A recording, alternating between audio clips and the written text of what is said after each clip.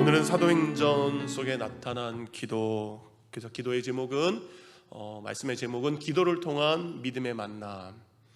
제목에 나와 있습니다. 우리가 기도할 때에 하나님께서는 믿음의 만남을 우리에게 허락하시는 줄 믿습니다. 여러분, 생각만 해도 기분이 좋아지는 만남이 있습니다. 자주 만나지 못하고 자주 연락하지 못해도 늘 그 사람들과의 만남을 기다려지는 사람들이 우리에게 있을 수 있습니다. 제가 지난 월요일부터 수요일까지 노스캐롤라이나에 있는 교회 협의회 초교파 목사님들 수련회가 3년 만에 코로나 때문에 멈췄는데 3년 만에 NC 교회에서 주관하는 목회자 수양회가 있었습니다. 제가 그 NC 교회 협의회에서 총무를 맡고 있습니다. 총무를 맡고 있는데 제가 알고 있는 모든 목사님들에게 전화했어요. 이번 수련회 꼭 참석하십시오. 이번 수련회에 꼭 오셨으면 좋겠습니다 라는 연락을 드렸습니다. 이렇게 일일이 목사님 한 분 한 분에게 연락을 드린 이유가 있습니다. 저희 노스캐롤라이나 지역에는 샬롯이나 그린스보로나 랄리처럼 대도시에서 목회하고 한인들이 사는 곳도 있지만 정말 아직도 한인들이 몇십 명도 안 되는 몇백 명도 안 되는 지역에서 유일한 하나의 교회 아니면 두 개의 교회 중에 하나로 목회하시는 분들이 참 많습니다. 그래서 그곳에서 묵묵히 목회하시는 목사님들 이번 수양회 꼭 오셔서 쉬시고 회복이 있기를 원합니다 라는 마음이 있었기 때문입니다. 이런 교회가 작은 교회가 정말 많습니다. 이민교회의 90% 이상이 100명 미만의 작은 교회들입니다.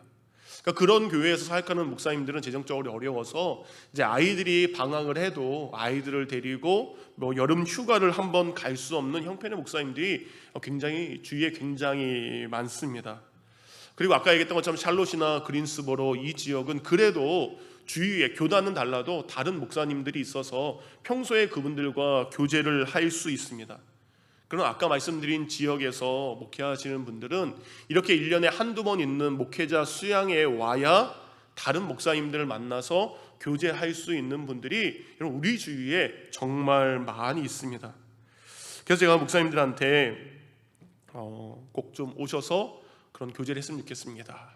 그래서 제가 수양회를 하면 월요일부터 수요일까지 하게 되는데 수요일 오후까지 않고요, 수요일 오전에 항상 일찍 끝납니다. 저희 침례교 수양회도 항상 일찍 끝나요. 그 이유는 수요일이면 저희 교회는 없지만 다른 교회는 대부분 수요일 저녁 예배가 있는 교회가 많습니다.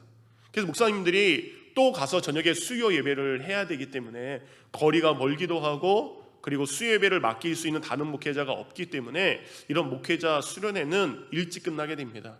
이것이 이민교회 목회의 현실이기도 합니다. 어쨌든 첫날 월요일날 모였어요. 아이들이 이렇게 꽤 많은 아이들 20-30명에 가까운 아이들이 모였는데 처음에 서로 낯설어 하더라고요. 왜 낯설어 할까요? 평소에 주일학교를 경험했으면 낯설지 않습니다. 그 지역에 그리고 그 교회에 자기 또래의 한국 아이들이 없기 때문입니다. 교회 주일학교가 없는 교회가 대부분이고 뉴스가 없는 교회가 대부분이기 때문에 누군가를 만나서 금방 친해지는 게 쉽지 않습니다. 그런데 놀라운 것은 몇 시간이 지났는데 아이들이 아이들대로 모여서 놀기 시작해요.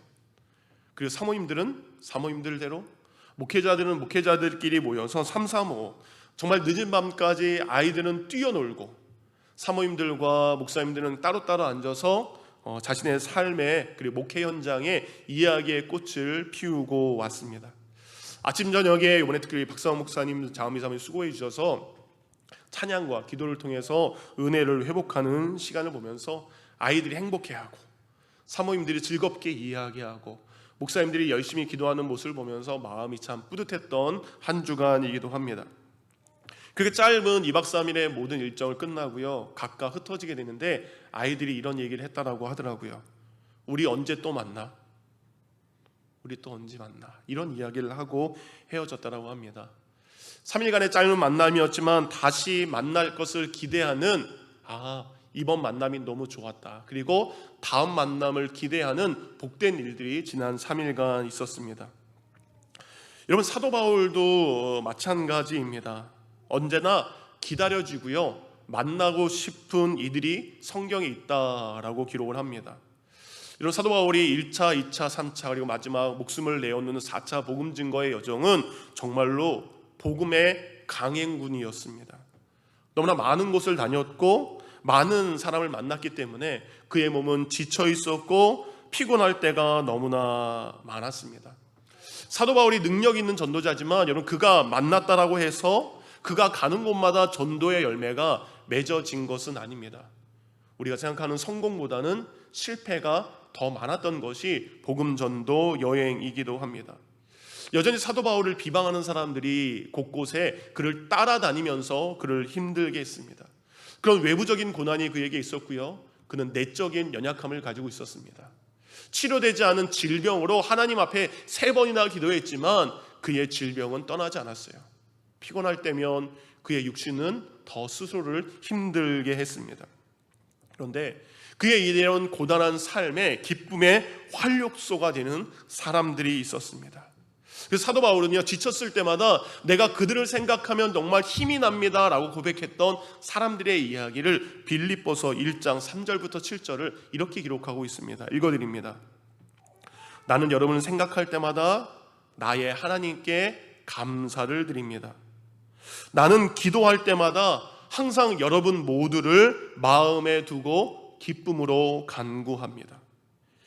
여러분이 첫날부터 지금까지 복음을 전하는 일에 참여하고 있기 때문입니다. 내가 여러분 모두를 이렇게까지 생각하는 것은 나로서는 마땅한 일입니다. 그것은 내가 여러분을 나의 마음에 간직하고 있기 때문입니다. 나는 갇혀 있을 때에나 복음을 변호하고 확증할 때에나 여러분 모두는 나와 함께 은혜에 동참한 사람들이기 때문입니다. 이렇게 사도 바울은 그 마음 가운데 늘 기쁨을 주고 감사를 넘치게 한 이들이 있었는데 그것이 바로 빌립보 교회 성도들이었습니다. 사도 바울은 이야기합니다. 항상 여러분이 나의 마음 안에 있다라는 것을 그는 고백합니다. 그래서 빌립보서 1장 7절 다시 한번 읽어드리면 이런 이야기를 합니다. 너희 무리를 이와 같이 생각하는 것이 마땅하니 이는 너희가 내 마음에 있으며. 항상 교회 성도들을 생각하고 빌립보 교회 성도들을 생각하는 그의 마음 가운데 그가 얼마나 이 성도들을 사랑했는지 1장 8절에 이렇게 기록하고 있습니다.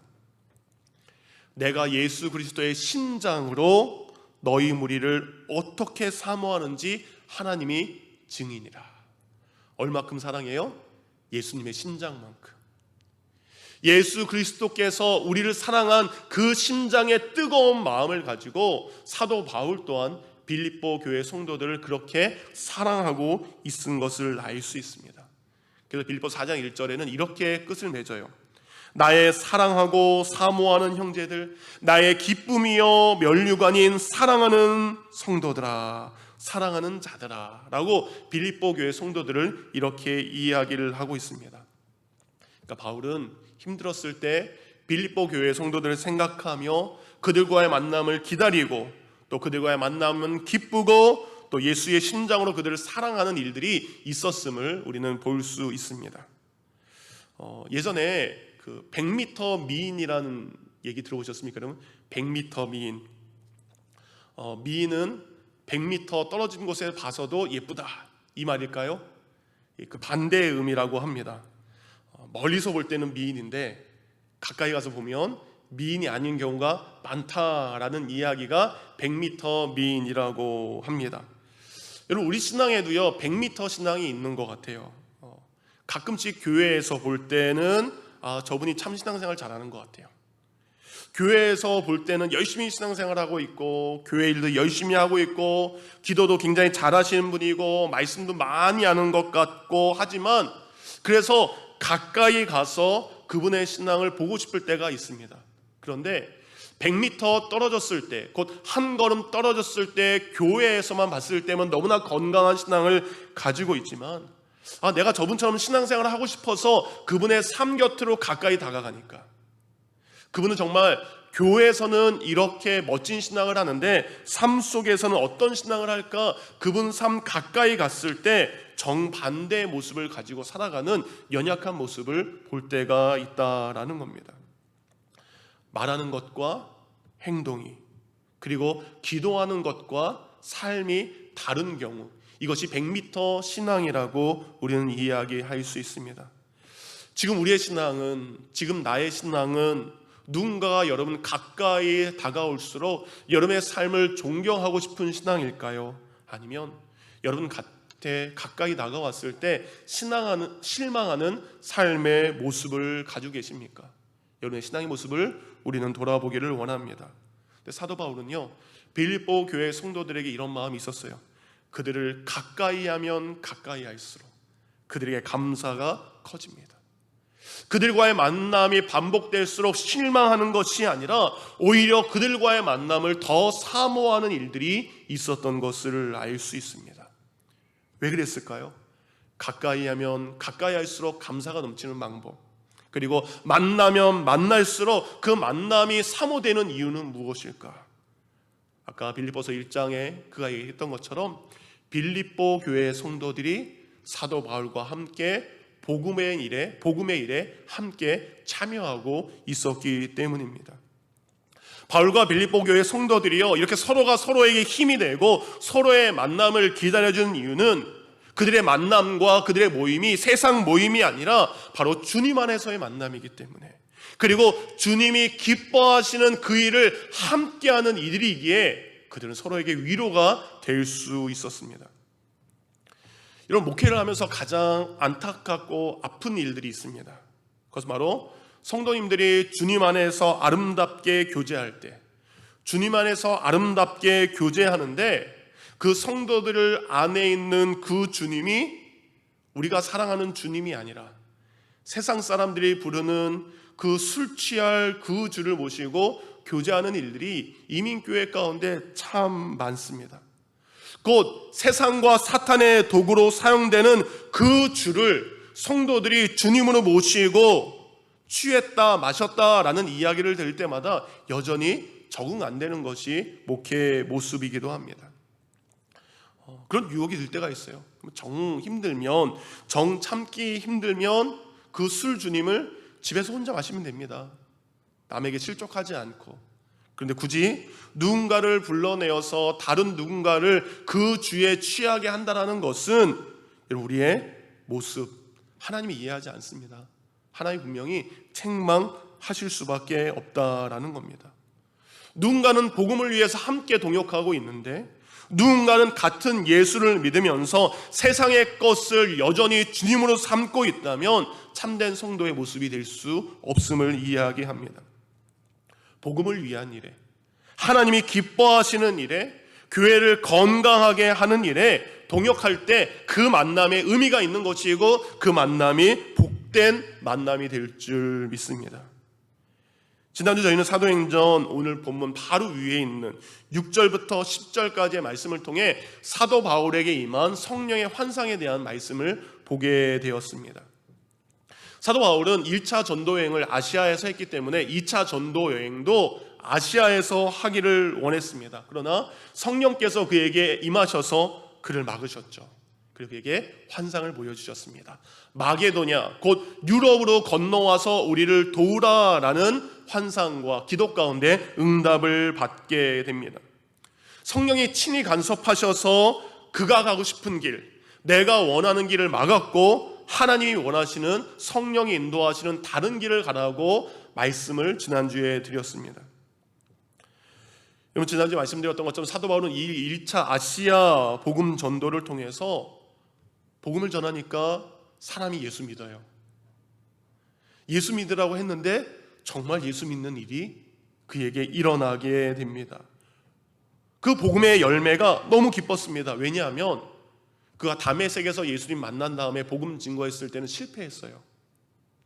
예루살렘에 와서 베드로도 만나고 사도들도 만났습니다. 성령 충만했어요. 근데 그곳에서도 복음을 전하려고 했는데 그곳에서도 복음 증거의 길이 막히면서 실패했습니다.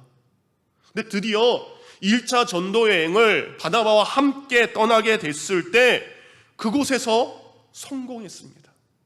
내가 복음을 전하니까 예수 믿는 자가 생겼고 구원받는 자가 되었습니다. 아시아에서 드디어 성공의 기반이 그에게 닦였습니다. 그래서 바울이 여러분, 우리가 나를 받아주는 것, 내가 복음을 전했을 때 나의 복음을 아멘으로 받아들일 수 있는 아시아에서 복음을 전하는 것이 사람의 당연한 마음입니다. 그래서 또 바울은 2차 전도여행을 자신이 원하는 곳에서 자신이 지금까지 경험했던 방법 있지 않습니까? 1차 전도여행을 다니면서 경험했던 방법, 자신만의 전도법이 이제 생긴 것입니다. 그러니까 그 방법 그대로 다른 낯선 곳이 아니라 아시아에서 복음을 전하는 것이 더 효과적이고 그리고 더 복음의 열매를 많이 맺을 수 있다라고 생각했던 거죠. 그런데 성령님께서는 그것이 아니라고 이야기합니다.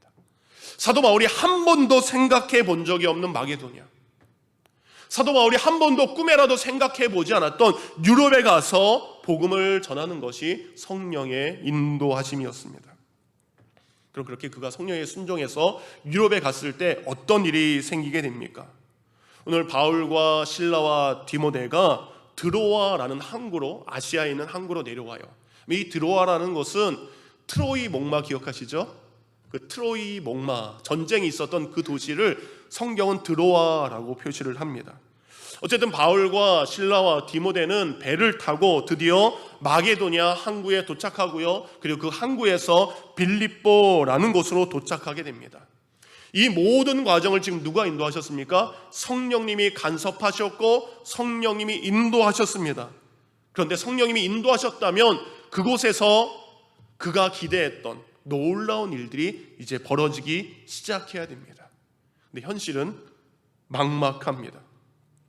여러분, 사도 바울의 전도법은요, 그가 어느 도시를 가든지 가장 먼저 유대인의 회당을 찾아갑니다. 왜냐하면 유대인들은 구약 성경을 알고 있기 때문에 그들에게 좀 더 쉽게 복음을 전할 수 있기 때문이고요, 그리고 이방인이지만 유대교에 관심을 갖고 회당에 온 이방인들에게 복음을 전하는 것이 사도 바울의 그동안의 전도법이었습니다.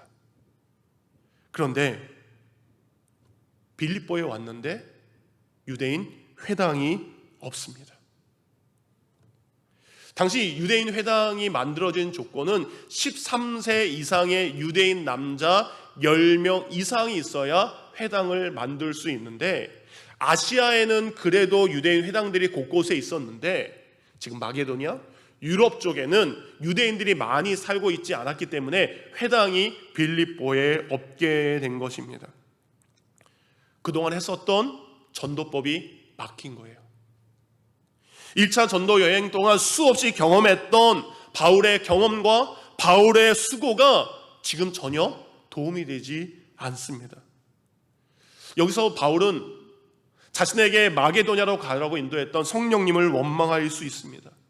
내가 성령님의 뜻에 순종했는데 왜 저의 삶에 순탄하긴 것이 아니라 막히게 됩니까? 성령의 인도하심과 환상을 보고 왔기 때문에 확실히 무언가가 진행돼야 됩니다. 어떤 특별한 일들이 일어나야 됩니다. 그런데 그런 일이 일어나지 않습니다. 16장 12절에 보니까 이렇게 돼 있어요. 거기서 빌립보에 이르니 이는 마게도냐의 첫 성이요 또 로마의 식민지라. 이 성에서 수일을 유하다가, 빌립보 성에 왔는데요, 빌립보를 왔지만 수일 동안 한 일이 없습니다. 아니요, 다른 말로 하면 그가 할 일이 무엇인지 모르는 상태에 그는 빠져 있습니다. 우리가 하나님의 부르심에 순종하여 하나님께서 보내시는 곳으로 우리가 갈 때가 있습니다. 예를 들어서 저희가 9월 달에 과테말라 단기 선교를 가게 되죠. 그전에도 갔던 것처럼 이번에도 우리 성도님들이 갈 것입니다.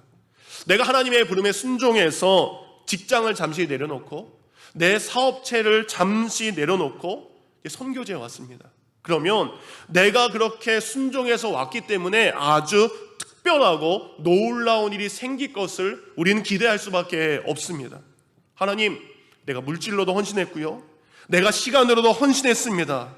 그러니 이곳에서 복음 증거했을 때 대단하고 놀라운 일들이 금방이라도 일어날 것 같은 기대를 우리는 당연히 품을 수밖에 없습니다. 근데 막상 선교지에 가니 여러분, 순탄한 일보다 어려운 일이 생길 때가 더 우리에게 많을 때가 있다라는 겁니다. 그때 우리는 하나님을 향해 원망할 수 있습니다. 하나님이 이 교회에 오라 해서 이 교회에 왔고요, 하나님, 내가 이 부름에 순종해서 이 부름에 순종했고요, 하나님께서 충성을 해서 내가 이 일에 충성했습니다.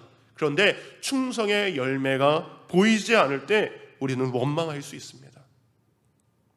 사도 바울도 아시아를 떠나서 그 먼 시간 동안 배를 타고 또 유럽에 내려와서 빌립보까지 먼 길을 걸어왔습니다. 그러면 만날 만한 사람들 만나야 돼요. 근데 지금 그가 할 수 있는 것은 아무것도 없습니다.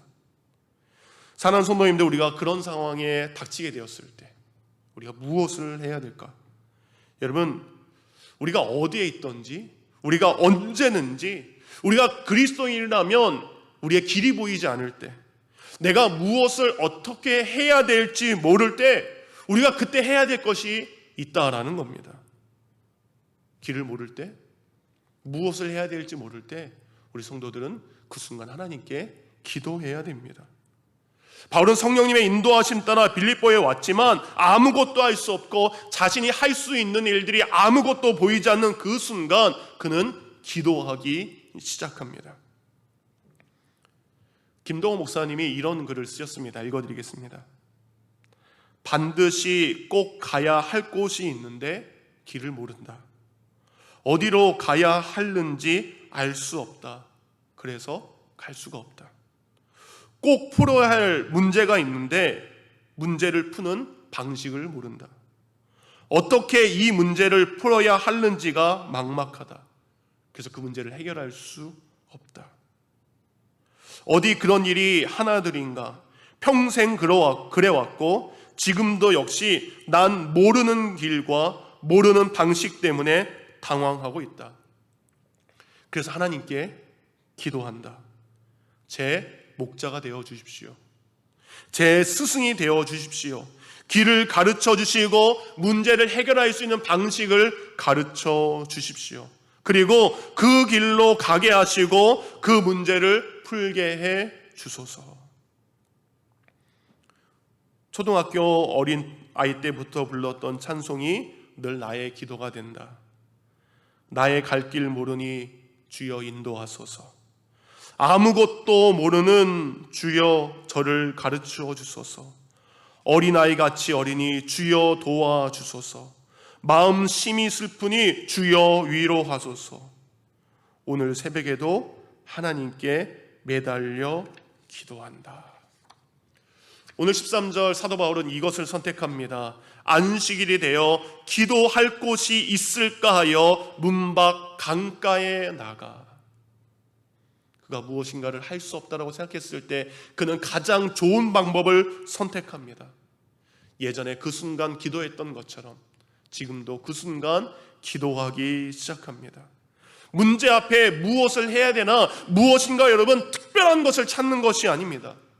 특별한 방법을 찾는 것이 아니라 예전에도 그러했던 것처럼 지금도 보이지 않는 그 일에 대해서 기도하는 것, 풀리지 않는 그 문제, 어디로 가야 될지 모르는 그 길을 위해 기도하는 것이 바로 우리 그리스도인들의 참다운 삶의 모습입니다. 그렇게 기도할 때에 바로 성령님께서 길을 마침내 여십니다. 기도의 습관을 따라 사도 바울과 일행이 강가로 왔을 때 기도할 곳도 없어서 그냥 강가로 온 거예요. 그때 하나님께서는 그 수많은 여인들 중에 루디아라는 한 여인을 만나게 됩니다. 그래서 사도 바울은 성령의 감동하심 따라 그에게 평소대로 예수 그리스도의 복음을 전하게 됩니다. 그리고 그가 아시아에서 복음을 전했을 때 그가 전한 복음을 듣고 아시아 사람이 믿었던 것처럼 오늘 유럽에서 처음 만난 한 여인에게 복음을 전했을 때 아시아에서 구원의 열매가 있었던 것처럼 오늘 한 여인에게도 구원의 열매가 맺어지게 됩니다. 그 여인은 낯선 한 남자가 전했던 복음의 이야기, 곧 예수 그리스도의 이야기를 듣고 예수 그리스도를 믿게 됩니다. 그리고 자신의 삶을 그분께 드리게 됩니다. 그리고 오늘 성경은 그렇게 끝이 나죠. 루디아가 복음을 증거하는 바울과 그의 일행을 자신의 집으로 초대했다. 사도 바울의 말씀을 듣고 루디아 자신의 집으로 초대했을 때 여러분, 루디아의 그 집이 후에 어떤 교회가 되는지 아십니까? 사도 바울에게 그렇게 기쁨을 주었던 빌립보 교회. 사도 바울이 고난 가운데 눈물을 흘릴 때마다 큰 위로를 경험했던 교회, 바로 루디아의 집에 있는 교회가 빌립보 교회로 세워지게 된 역사적인 순간입니다. 곧 루디아의 집에 생긴 그 모임, 그 믿는 자의 모임이 바로 유럽 최초의 교회, 빌립보 교회의 시작이 된 것입니다. 놀라운 것은 루디아만 그 교회 성도가 된 것이 아닙니다. 다음 주에도 복음을 전하게 되고, 그리고 2주 뒤에 설교를 하게 되는데요, 바울과 실라가 복음을 전했을 때 그가 감옥에 갇히게 되죠. 근데 감옥에서 바울과 실라를 지켰던 그 간수, 그의 가정도 사도 바울이 전한 복음을 믿고 이 루디아에 있는 교회, 바로 빌립보 교회의 성도가 된 것을 우리는 알 수 있습니다. 곧 유럽 최초의 교회는 바로 연약한 여인, 정통 유대인이 아니라 이방인들을 통해서 세워진 교회가 바로 최초의 유럽 교회, 빌립보 교회입니다. 연약한 자들, 소외된 자들, 관심받지 못했던 자들, 그들을 통해서 유럽 최초의 교회가 세워지게 된 것입니다. 곧 강하고 능력 있고 잘난 이들 통해 세워지는 것이 아니라 성령이 만나게 하신, 성령의 인도하심을 통해 순종했던 두 사람의 만남이 바로 유럽 최초의 교회요, 그리고 하나님의 능력을 이루는 교회가 됩니다. 루디아의 집에서 시작된 작은 교회 빌립보 교회는 그 세워진 순간부터 사도 바울이 이야기했던 것처럼 너희들이 그 첫날부터 복음을 위해 나와 함께한 동역자였다라고 그들은 이야기합니다. 바로 빌립보 교회 성도들은 사도 바울을 통해서 듣게 된 예수 그리스도의 복음을 듣게 된 첫날부터 사도 바울의 복음의 증거에 가장 든든한 동역자가 된 것을 알 수 있습니다. 그 결과 작은 교회 빌립보 교회였지만 이 빌립보 교회 헌신을 통해서 유럽 복음화의 시작과 유럽 복음화의 기초가 바로 이 일을 통해서 이루어지게 됩니다. 말씀을 마칩니다. 기도할 때 깨닫게 된 성령님의 뜻에 사도 바울이 순종했을 때 성령님은 사도 바울과 함께 복음을 위하여 수고할 믿음의 사람들을 만나게 해 주셨습니다. 여러분, 우리가 육신의 입술로 말만 앞서면 나를 실족하는 사람만 만날 수밖에 없습니다. 그러나 여러분, 영적인 입술을 열어 기도할 때에 성령 하나님은 우리가 하나님이 기뻐하시는 믿음의 일을 동역할 수 있는 사람을 만나게 할 줄 믿습니다. 육신의 입을 열어 먼저 말하는 것은 나를 실족하게 하지만 우리가 영적으로 기도할 때에 우리의 믿음의 동역자들을 만나게 될 줄 믿습니다. 기도를 통해 이루어진 이 복된 만남이 교회를 세우게 되었고 교회를 건강하게 한 줄 믿습니다. 오늘 여러분이 만나야 될 사람이 있습니다. 여러분과 함께 여러분의 눈물을 닦아줄 사람이 있고 여러분의 삶의 든든한 동역자가 될 수 있는 사람들이 분명히 하나님께서 예비하셨습니다. 바울을 위해 루디아라는 한 여인을 예비했던 것처럼 여러분의 삶에 루디아 같은 믿음의 동역자를 하나님께서 예비한 줄 믿습니다. 이 모든 것은 바로 기도했을 때 이루어진 만남입니다. 이런 기도의 은혜를 체험하는 저와 여러분이 되기를 주님의 이름으로 축원드립니다.